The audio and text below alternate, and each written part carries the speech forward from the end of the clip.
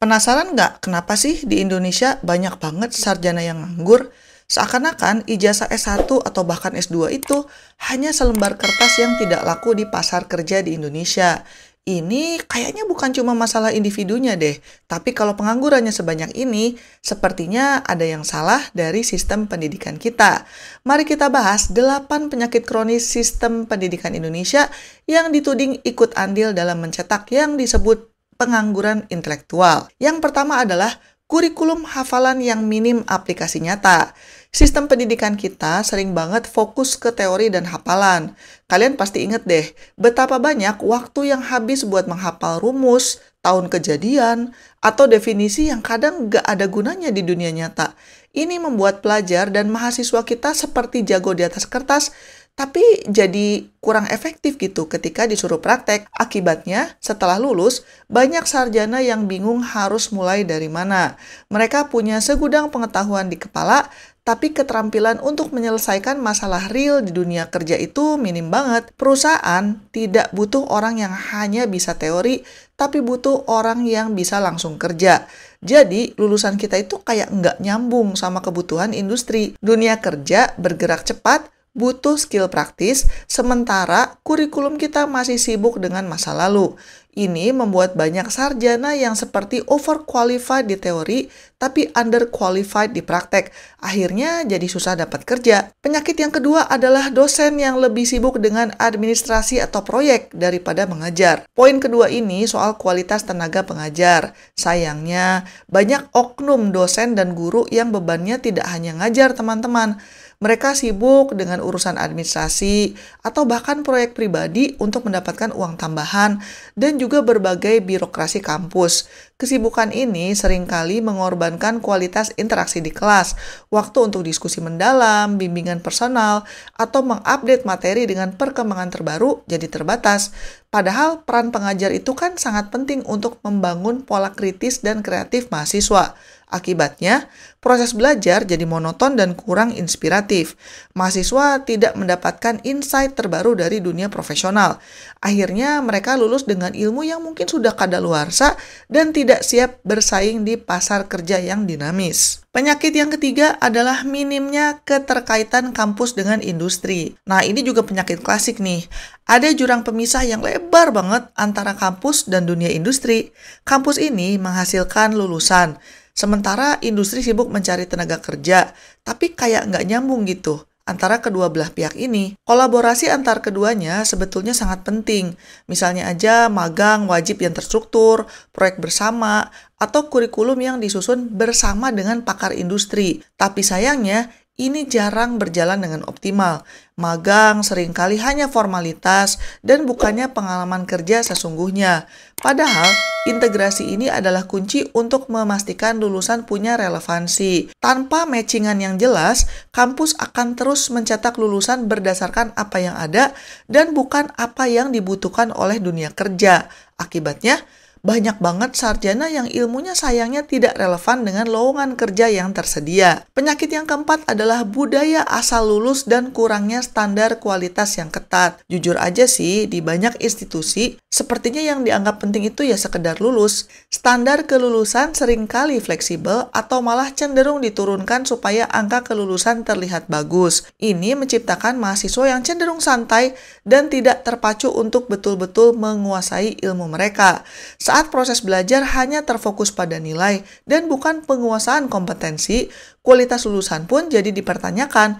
Bisa jadi IPK-nya tinggi, tapi kemampuan menganalisa, berinovasi, atau bekerja dalam tim itu sangat rendah. Ini menciptakan paradoks. Kita jadi punya banyak lulusan bergelar sarjana, tapi tidak banyak yang betul-betul berkualitas unggul.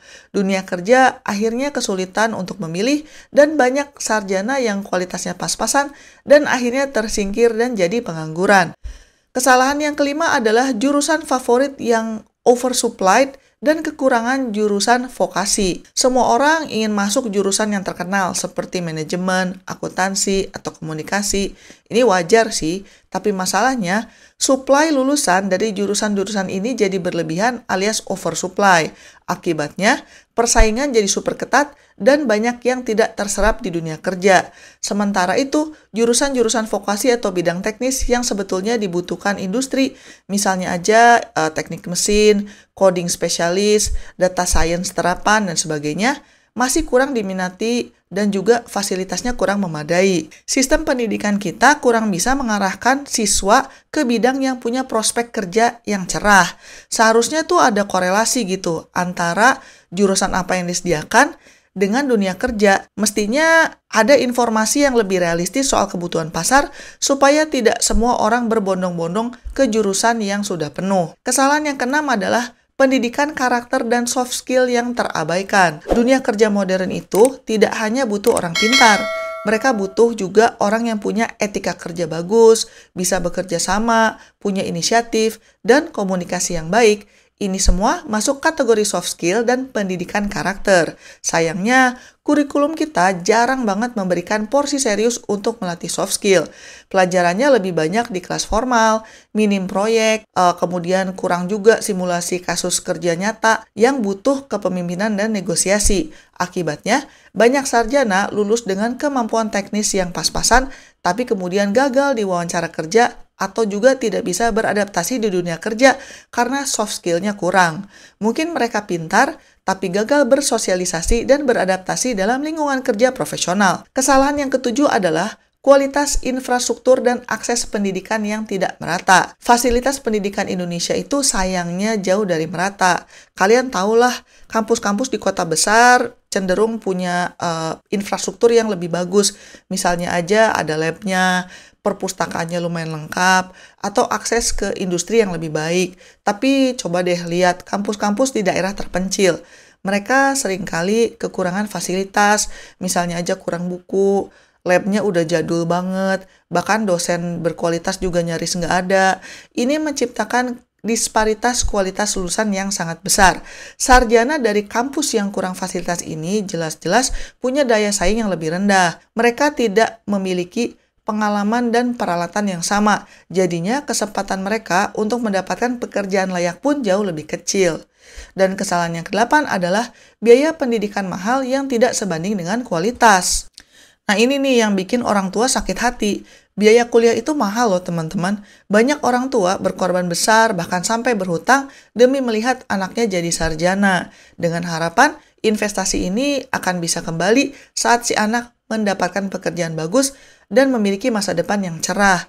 Tapi kenyataannya, banyak banget kasus di mana biaya yang dikeluarkan itu tidak sebanding dengan kualitas pendidikan yang didapatkan. Lulus dengan utang pendidikan yang besar, tapi ilmunya nggak relevan, akhirnya malah jadi pengangguran. Ini kerugian ganda. Sistem ini menjadi beban untuk masyarakat. Harusnya pendidikan tinggi itu jadi jalan keluar dari kemiskinan, tapi malah berpotensi jadi jebakan utang kalau kualitas pendidikannya tidak dijamin. Sarjana malah terlilit hutang dan nganggur sehingga menjadi PR besar untuk negara. Gimana teman-teman? Menurut kalian ada alasan lain nggak? Kenapa sih banyak banget sarjana yang menganggur di Indonesia? Silakan komen di bawah.